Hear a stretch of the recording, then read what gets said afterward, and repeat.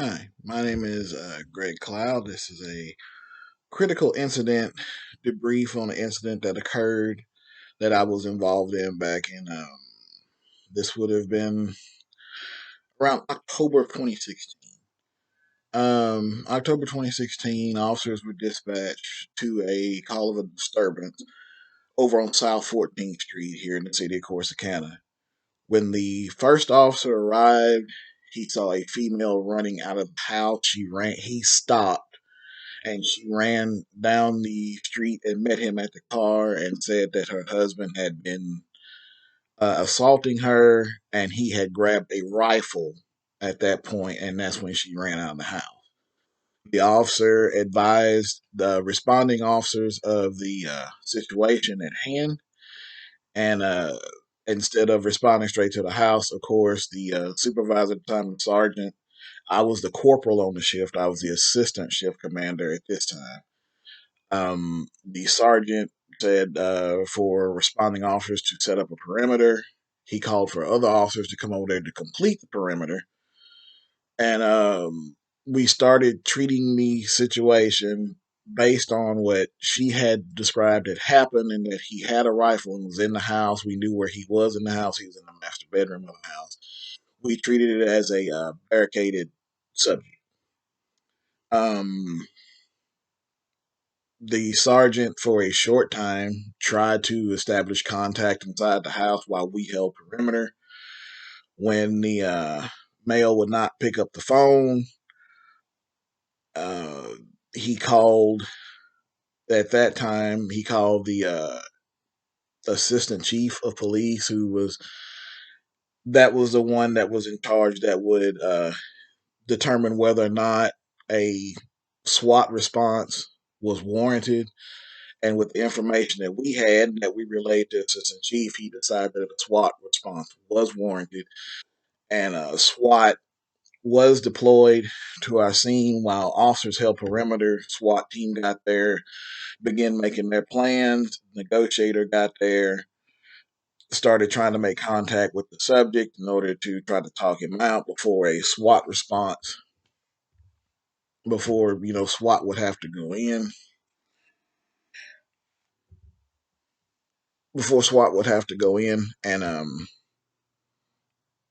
what ended up happening is we were able to make contact with him several times, but he would hang up the phone, and the Corsicana Police Department SWAT team called the Navarre County Sheriff SWAT team for extra assistance. And upon arrival of the Navarre County Sheriff SWAT team, the decision was made to breach the home and arrest the suspect.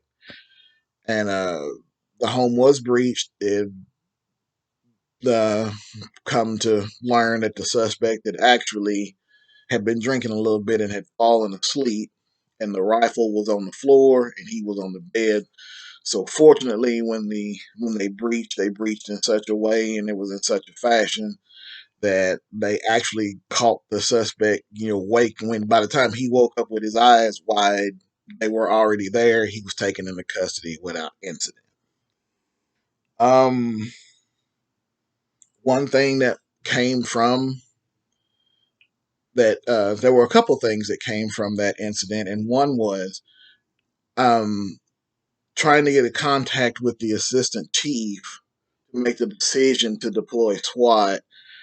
That took a lot of time because, as assistant chiefs, administrators don't work in the same way line officers do. The second thing was we learned that we needed to have at least part of SWAT on call. At that time, at the Corsicana Police Department, no SWAT was really on call. You were on the team, but you weren't required to remain in a quote unquote on call status. And it took quite a bit of time to assemble the Corsicana team because we had officers that were responding from as far away as 45 minutes out of town. That's where they lived. And you had officers and there were a couple that were called that could not respond because they had consumed alcohol and you can't come in and be holding an automatic weapon, ready to respond on a SWAT call, and you've been drinking. It's simple as that. So, and that truly was why um, the Navarre County Sheriff's SWAT team had to be called, because there weren't enough members of the Corsicana SWAT team to respond, to take the perimeter from patrol, and to have their breaching team.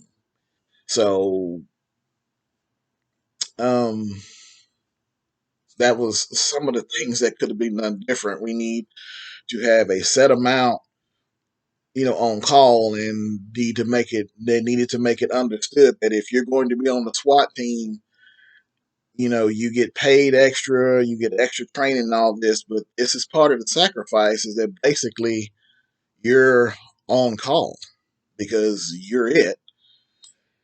Another thing was that resulted from that is line officers also started receiving training on just basics, not going into SWAT maneuver, but basic SWAT maneuvers, because you know the thought occurred after the fact.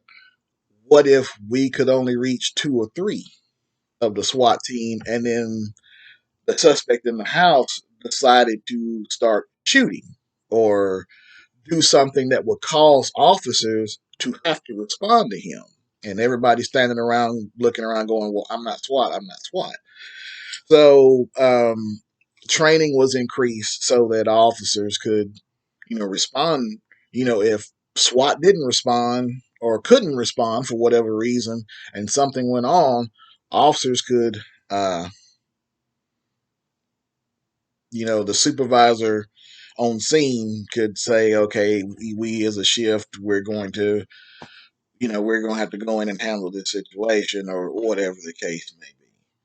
So, fortunately, there were no injuries. Nobody was hurt. Suspect was taken into custody, and everybody was fine. But it showed how it showed some strengths, because we did have a response, and officers knew what to do as far as setting parameters. But weaknesses that were exposed were, it could have been hairy if just regular line officers had to go in there, because they weren't getting that type of training. Only SWAT members were.